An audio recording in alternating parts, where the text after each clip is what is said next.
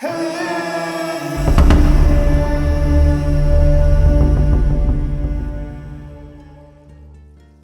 echoes of the forgotten pages. The storm raged against the small town, howling through the empty streets as if whispering secrets lost to time. In a dimly lit attic, nestled among stacks of forgotten books, sat a boy named Elias. His heart raced with the thrill of discovery, for in his trembling hands lay an ancient tome, bound in leather so worn it seemed on the verge of crumbling. The book had been a gift from his grandmother, a peculiar woman with knowing eyes and an aura of mystery that surrounded her like a shadow. She had pressed it into his hands with a look of quiet urgency, whispering, "This book chooses its reader, Elias. Read it carefully." Elias traced the embossed symbols on the cover, feeling an inexplicable pull, as if the book itself beckoned him into its depths.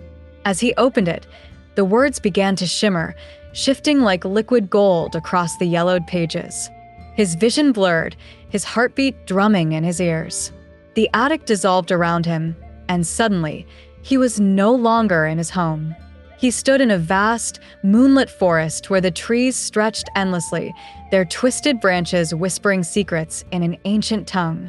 A fog rolled across the forest floor, coiling around his ankles like spectral fingers.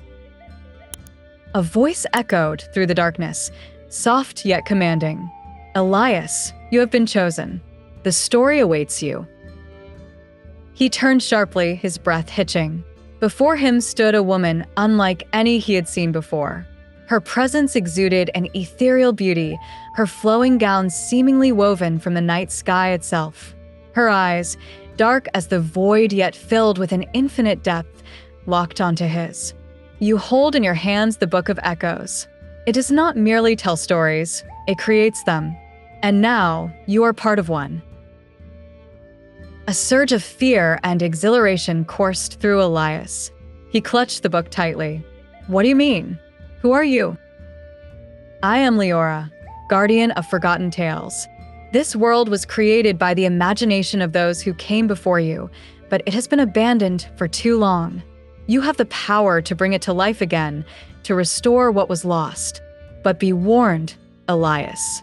The book does not discriminate between light and darkness." A sudden rustling broke the tense silence.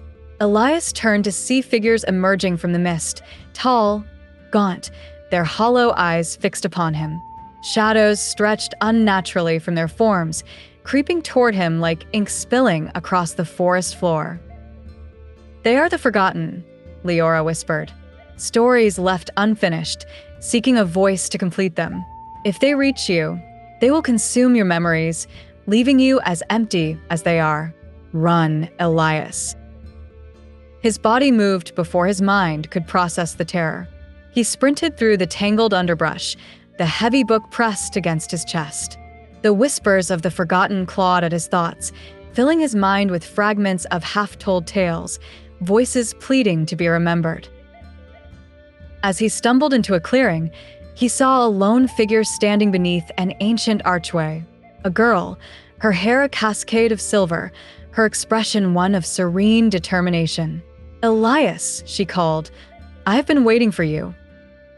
He faltered, gasping for breath. "Who?" "My name is Seraphine," she said. "I was once like you, a reader who became part of the story. But I was trapped here, caught between reality and fiction.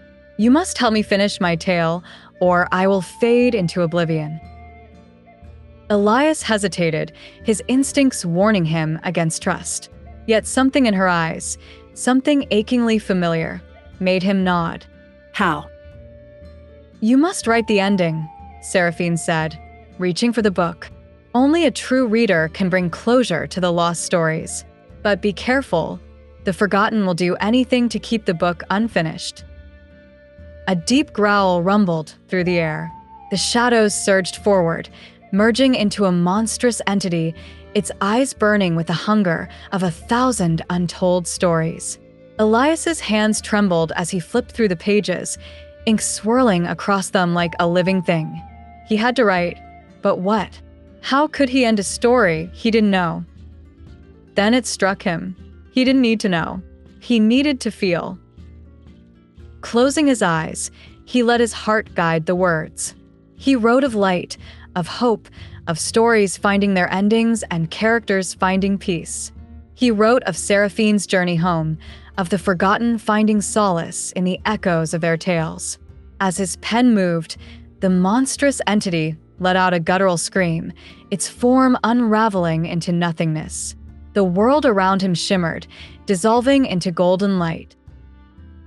When Elias opened his eyes, he was back in the attic, the book resting silently in his lap. Its pages were no longer blank. Every story had been completed. His hands shook as he touched the cover, the symbols now glowing faintly, as if in gratitude. His grandmother stood in the doorway, her knowing eyes soft with pride. "You have done what many could not, Elias. You have given the forgotten a voice." Tears pricked his eyes as he looked down at the book, understanding now that stories were never truly lost. They only waited for the right reader to bring them back to life.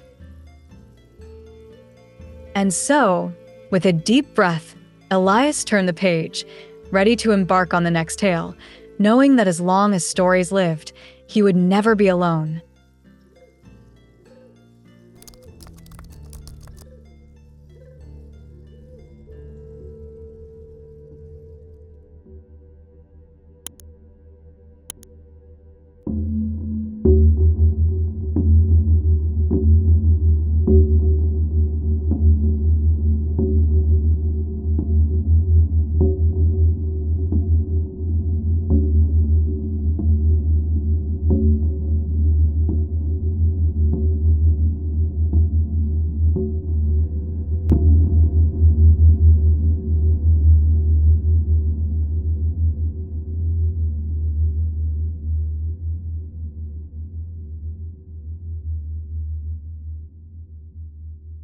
Whispering echoes.